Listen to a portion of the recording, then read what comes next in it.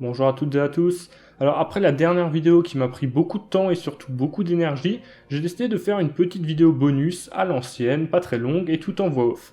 En fait, dans la dernière vidéo, on a abordé tout un tas de films dont certains, on va pas se mentir, étaient un petit peu intégrés au chausse-pied parce que j'avais juste envie d'en parler en fait. Donc ici, en bonus à la vidéo sur la Hammer, je vais juste vous faire un top 9 des meilleurs films de la compagnie. Enfin plutôt des 9 films de la compagnie que je vous recommanderais le plus. Comme ça, si son cinéma vous intéresse, vous aurez un angle d'attaque. En gardant à l'esprit que la compagnie a produit plus d'une centaine de films, que je ne les ai évidemment pas tous vus, j'en ai vu une bonne partie cependant et je pense que c'est assez pour vous proposer une sélection à peu près pertinente. Et pourquoi 9 ? Parce que c'est une vidéo bonus. Numéro 9. Le chien des Baskerville, film de Terence Fisher de 1959. On commence simplement par une adaptation de l'un des meilleurs romans de Conan Doyle à la sauce Hammerfilm. Sherlock Holmes et le Dr Watson acceptent de protéger un lord écossais, Sir Henry Baskerville, et non pas Charles comme j'ai dit dans la vidéo, lorsque celui-ci hérite du domaine familial.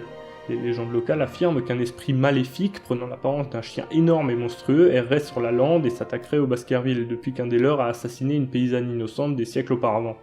Globalement, le livre semblait avoir été écrit spécialement pour que la Hammer en fasse un film, tant toute son atmosphère est parfaitement adaptée au style de la compagnie, que ce soit au niveau des décors, des personnages ou de son ambiance, avec ce vieux château et cette lande sombre et sinistre recouverte par le brouillard. D'ailleurs, son introduction, où l'aïeul de Sir Henry déclenche la malédiction familiale, est probablement l'une des meilleures scènes que la Hammer ait jamais produite. Par contre, je trouve que l'enquête en elle-même aurait pu être un peu mieux menée. Elle manque d'un je ne sais quoi qui aurait pu la rendre vraiment passionnante à suivre. Disons que les scènes de conversation de jour gâchent un peu l'ensemble. Et bon, je sais que c'est les débuts de la compagnie, mais le chien, je vais pas vous le montrer, mais disons qu'on aurait quand même pu espérer un truc un peu mieux quoi. Numéro 8. 1 million d'années avant Jésus-Christ, Don Chaffee 1966. Bon, celui-là est un peu à part, je peux difficilement en parler comme d'un bon film, mais c'est un film très agréable à regarder en fait, surtout si comme moi vous aimez le travail d'animation de Ray Harryhausen, puisque bon, le reste, l'histoire, les personnages, etc., on s'en fout un peu. Bon, le tout est évidemment aberrant d'un point de vue historique, les hommes préhistoriques et les dinosaures ensemble, non. Mais c'est pas le but de faire de l'historique, enfin je veux dire, rien que le fait que les femmes préhistoriques soient toutes pomponnées avec un brushing et des fossiles, c'est ridicule, mais je pense que c'était assumé. Et je soulignerais quand même que le fait de ne pas les faire parler anglais, c'est plutôt original et c'est même assez courageux pour l'époque.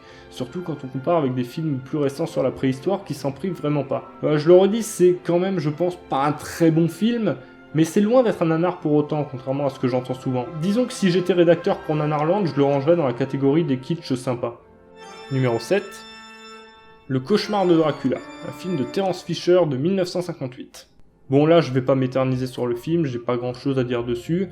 Il reprend la structure de base du roman à quelques nuances près, pour des raisons de coût notamment, mais pas uniquement. Jonathan Harker est ici un ami de Van Helsing qui se rend incognito au château de Dracula pour le tuer par exemple, mais hormis ces petits détails qui pourraient titiller les fans du livre, on a une adaptation très convaincante et surtout très novatrice dans son traitement de la violence et du sexe. Je vous renvoie vers la vidéo précédente, je pense que j'en ai déjà assez parlé.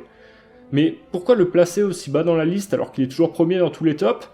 Parce que si le film était révolutionnaire pour le public des années 50, il est quand même assez mou et gentillet pour les standards d'aujourd'hui, surtout quand Herzog et Coppola sont repassés derrière. Mais je pense qu'il mérite quand même le coup d'œil, ne serait-ce que d'un point de vue historique. Numéro 6. Le monstre, Valguest 1956. Le film par lequel tout a vraiment commencé. Alors, j'avoue, ça faisait partie des films que j'avais pas vus, je les ai vus pour préparer la vidéo et je m'attendais à un truc assez ennuyeux. Et au final, ça a été une excellente surprise. Et pour le coup, c'est paradoxalement l'un des films de la Hammer qui a le mieux vieilli. Les séquences de transformation et les effets spéciaux sont encore assez crédibles pour un public de nos jours, et même le noir et blanc en fait passe beaucoup mieux que les couleurs assez saturées et peu naturelles des autres films de la compagnie. L'aspect froid et réaliste fonctionne aussi à balle, on croit vraiment à ce qu'on voit. Enfin, c'est un film qui ressemble pas du tout au reste du catalogue Hammer globalement, mais ça en fait d'une part une curiosité intéressante, et surtout c'est incroyable l'influence que ce film a eu dans la culture populaire, même s'il est peu connu en France. Tout l'aspect transformation rappelle beaucoup La Mouche de Cronenberg, mais surtout la façon de filmer la dégueulasserie, on va dire, cache, sans fioriture, en full frontal, a beaucoup marqué John Carpenter, qui a repris cette esthétique dans The Thing, son chef-d'œuvre. Et d'ailleurs, je trouve que ce Quatermass Experiment fait un bien meilleur The Thing façon années 50 que le vrai The Thing des années 50, la chose d'un autre monde, qui, on va pas se mentir, est quand même assez ennuyeux et, n'ayons pas peur des mots, assez ridicule. Il croit que vous nous voulez du mal, mais je voudrais vous connaître, vous aider, faites-moi confiance. Vous êtes plus sage que quiconque sur Terre. Servez-vous de cette intelligence. Regardez-moi, essayez de me comprendre. Je ne suis pas votre ennemi, je suis un savant. Je suis un savant qui voudrait... Numéro 5. Le fascinant Capitaine Clegg, film de Peter Graham Scott de 1962. Un film sur lequel je suis vraiment passé à toute vitesse. Alors là encore, c'est un film assez intéressant puisque c'est pas un film fantastique, contrairement à ce qu'on pourrait croire. À la fin du XVIIIe siècle, un groupe de soldats anglais débarque dans un petit port pour enquêter sur de mystérieux fantômes errant dans les marais et terrorisant les environs. Alors qu'il ne s'agit en réalité que de contrebandiers qui utilisent cette méthode pour chasser les fouineurs et leurs maudits chiens. Ces derniers sont dirigés par le révérend local, joué par le brillant Peter Cushing, encore une fois, qui tente de cacher son passé de pirate. C'est un peu un mélange entre les contrebandiers de Moonfleet, de Fritz Lang, et un épisode de Scooby-Doo, et je conçois qu'on puisse trouver ce film un peu mou à nouveau, mais il est sauvé par son atmosphère vraiment envoûtante. Les pirates, le petit village de pêcheurs perdus dans les marais, les soldats de Sa Majesté qui arrivent sur place. On regrettera juste que les séquences de flashback sur le bateau pirate soient assez cheap, mais bon, la Hammer est une jeune compagnie à ce stade, alors passons.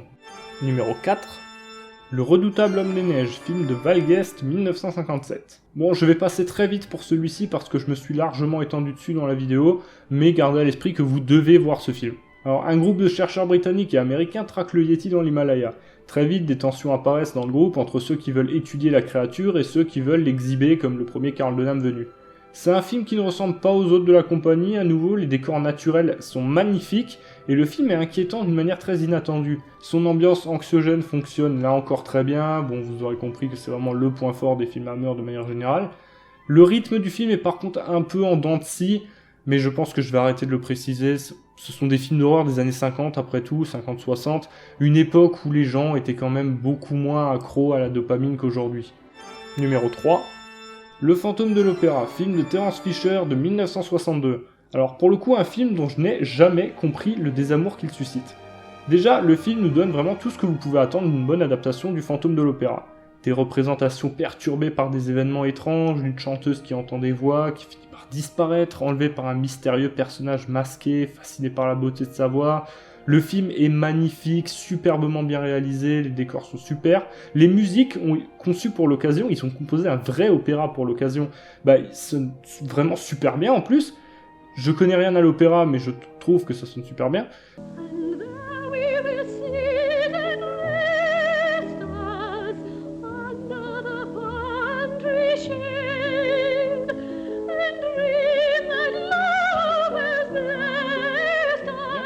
L'idée du compositeur trahi et défiguré qui cherche à ruiner la représentation est je trouve très intéressante et a souvent été reprise ensuite, notamment dans le Phantom of the Paradise de Brian De Palma. Parce que je rappelle que dans le roman de Gaston Leroux, le fantôme c'est juste un mec moche qui se cache sous l'opéra pour écrire une symphonie. Pour le reste, on reprend plutôt fidèlement le reste, la relation entre la chanteuse et le fantôme est bien écrite, l'ambiance de mystère au début fonctionne parfaitement, je trouve aussi l'enquête assez bien menée pour le coup, même si je viens de vous la spoiler un peu. Non, vraiment, je comprends juste pas le problème avec ce film. Vous me direz en commentaire. Numéro 2. Les maîtresses de Dracula. À nouveau Terence Fisher, 1960 cette fois. La meilleure suite de Dracula est celle sans Dracula. Le comte Dracula, monarque de tous les vampires, est mort. Mais ses disciples continuent à répandre son culte et à corrompre le monde. Pour le coup, j'ai vraiment pas grand chose à dire sur le film, si ce n'est qu'il est bien et meilleur que le premier, je trouve. Surtout son intrigue. Alors, le souci des prochaines suites de Dracula, c'est le fait qu'ils n'arrivaient pas à trouver une intrigue intéressante et que c'était juste Dracula qui est ressuscité et qui va tuer des gens. Ici, on a une intrigue un peu plus profonde. Une jeune femme qui a raté sa diligence se voit proposer par la baronne locale de passer la nuit dans son château. Là, elle rencontre son fils, enchaîné, qui prétend que sa mère le retient prisonnier pour s'approprier son héritage et ses titres de noblesse. Après l'avoir libéré, une servante lui explique l'horrible vérité. Le baron est un vampire, et si sa mère propose l'hospitalité à toutes les jeunes filles de passage, c'est pas parce qu'elle est sympa, mais pour que ce dernier puisse se nourrir. Immédiatement, au village, on se met à retrouver des tombes de jeunes filles ouvertes, mais ouvertes de l'intérieur. Heureusement, Van Helsing poursuit sa chasse aux vampires dans la région. On note surtout un net progrès technique par rapport au film précédent. Les décors sont plus beaux et plus nombreux, les scènes d'action sont nettement plus ambitieuses, et le rythme est bien plus soutenu. Le seul aspect du film qui soit un peu en deçà, c'est l'acteur du vampire, David Peel, qui n'a pas le charisme d'un Christopher Lee. Bon, le personnage est censé être un vampire adolescent, alors même si l'acteur en fait parfois trop, c'est pas grave, au moins on sent qu'il s'amuse, et puis ça colle bien au rôle. Et le numéro 1, Les Sévices de Dracula, film de John Hughes de 1971. Le meilleur film Dracula de la Hammer, et également celui sans Dracula, eh oui. Bon, pour le coup, c'est un problème de titre français mensonger, le titre original étant Twins of Evil, les jumelles du mal, ce qui colle déjà mieux. Alors, je me suis très largement étalé sur ce film dans la vidéo, parce qu'il faut voir ce film. Il est très rarement mis en avant dans les tops, mais qu'est-ce qu'il est bon. Alors je vais vous faire un rappel quand même.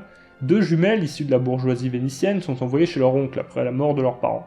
Celui-ci, joué à nouveau par le génial Peter Cushing, est un chasseur de sorcières fanatique et sanguinaire. Malheureusement pour ce dernier, le seigneur Karnstein, qui règne sur les environs, est un vrai adorateur de Satan, mais il est protégé par l'empereur. L'une des 2 orphelines, en tentant d'échapper à la surveillance de son oncle, va se laisser séduire par le comte qui va alors les transformer, elle et lui, en vampires. Comme je l'ai déjà dit, le film est la suite d'un navet, les actrices principales ont été découvertes dans un numéro de Playboy et le réalisateur était un quasi-débutant. Et pourtant, parfois, les étoiles s'alignent et on a droit à mon film préféré de la compagnie. Alors, c'était la période où la Hammer commençait vraiment à perdre de la vitesse et tenter des trucs. Et si dans le film précédent, ils y allaient à fond dans l'érotisme, au point que si vous tapez son titre sur Google, vous pouvez tomber sur des sites de cul dès la seconde page, ici c'est beaucoup plus maîtrisé. L'érotisme est au service d'une histoire finalement assez tragique, et puis j'en ai déjà parlé dans la vidéo, mais le simple fait de présenter le satanisme et l'inquisition comme les 2 facettes d'un même mal, bah c'est très courageux et vachement intéressant thématiquement en fait. Ça ne m'étonnerait pas d'ailleurs que Coppola s'en soit inspiré pour son Dracula, avec son Van Helsing fanatisé au point de virer sociopathe. Est-ce qu'elle a beaucoup souffert? Oui, elle a beaucoup souffert, mais on lui a coupé la tête et enfoncé un pieu dans le cœur et on l'a brûlée et elle a enfin trouvé la paix. Docteur! Donc voilà, comme je le dis dans la vidéo, c'est certes le dernier barreau d'honneur de la Hammer, mais c'est aussi leur meilleur film. Voilà, je pense que vous avez ici une bonne sélection de films pour découvrir le monde de la Hammer. Encore une fois, je rappelle que cette sélection est évidemment subjective et reflète avant tout mes goûts à moi. Je ne doute pas que certains d'entre vous ne seront pas d'accord, si c'est le cas je vous invite évidemment à partager votre top dans les commentaires, en particulier s'il comporte des films que je n'ai pas vus ou qui sont vraiment méconnus et qui mériteraient selon vous un petit coup de projecteur. N'hésitez pas à vous abonner à la chaîne, vous pouvez également me suivre sur Twitter tant que le réseau n'est pas mort, le lien est dans la description, et je vous donne d'ores et déjà rendez-vous pour une prochaine vidéo.